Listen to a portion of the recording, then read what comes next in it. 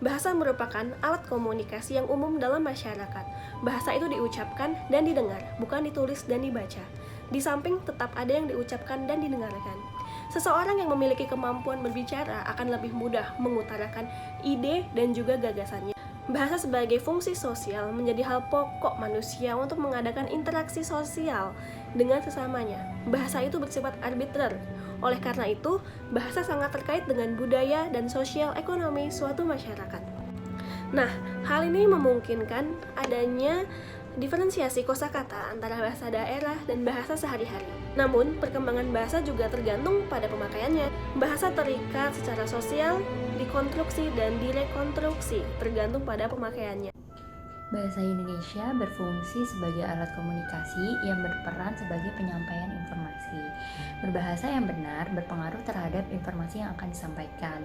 Bahasa juga berperan sebagai alat integrasi sosial dan adaptasi sosial, yang dimana bangsa Indonesia memiliki bahasa majemuk. Maka dari itu diperlukan satu alat sebagai pemersatu keberagaman. Bahasa sebagai adaptasi sosial apabila seseorang berada di suatu lingkungan, memiliki perbedaan adat, tata krama, dan aturan-aturan dari tempatnya berasal. Maka bahasa berfungsi sebagai pemersatu agar adaptasi dapat berjalan dengan lancar. Dalam penyampaian bahasa Indonesia, termasuk bahasa Indonesia ragam ilmiah, sering dijumpai penyimpangan dan kaidah yang berlaku, sehingga mempengaruhi kejelasan pesan yang disampaikan. Kalau kita merenung sejenak, bahasa Indonesia itu memiliki kekuatan yang luar biasa yang mampu melampaui kekuatan militer. Dengan bahasa Indonesia yang mahir, Bung Tomo mampu membakar semangat juang para pejuang nasionalisme ketika merebut kota Surabaya dari tangan sekutu pada 10 November 1945. Lalu Bung Karno yang menguasai sedikitnya 7 bahasa asing dengan baik, mampu menyuarakan seruan hatinya dengan bahasa Indonesia lewat pidato-pidatonya yang membahana dan memukau. Amunisi kata-kata yang dikeluarkan Bung Karno begitu kaya dan sangat dalam. Kemampuannya membangun struktur kalimat dalam setiap pidatonya mampu membuat siapapun yang mendengarnya merasakan tumbuhnya tunas semangat baru dalam hidupnya. Bahasa Indonesia juga adalah bahasa yang mampu menjembatani jurang komunikasi antar suku yang memiliki bahasa daerah yang berbeda-beda. Ini berarti bahasa Indonesia menjadi sarana utama yang mewujudkan dan memelihara Bhinneka Tunggal Ika.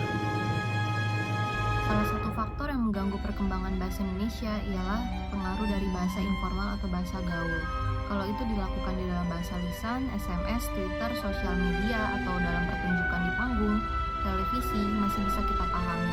Namun ternyata penggunaan bahasa tidak resmi dalam aktivitas berbahasa seperti menulis, berbicara menjadi sebuah hal yang kerap kita temui di ruang kelas. Di atas lembar jawaban ulangan, dalam tugas mahasiswa, dan dalam presentasi di depan kelas, bahasa gaul masih merajalela. Untuk mengendalikan itu semua, peran orang tua, keluarga, pengajar, dan masyarakat sangat dibutuhkan. Jika tidak, penggunaan bahasa informal itu akan merusak penggunaan tata bahasa Indonesia dan bahasa lainnya. Dari penjelasan teman-teman saya sebelumnya, dapat kita simpulkan bahwa banyaknya kalangan remaja yang menggunakan bahasa informal atau bahasa gaul adalah akibat dari perkembangan zaman yang kian mengalami kemajuan, baik dari dunia pendidikan sampai dunia teknologi.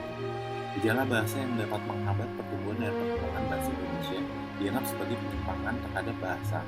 Adapun kurangnya kesadaran untuk mencintai bahasa di negeri sendiri terdapat pada lunturnya pemakaian bahasa Indonesia dalam pendidikan, pengajaran, ataupun dalam kehidupan sosial masyarakat sehari-hari. Apalagi dengan maraknya dunia kalangan artis menggunakan bahasa gaul di media massa dan elektronik, membuat remaja semakin sering menirukannya dalam kehidupan sehari-hari.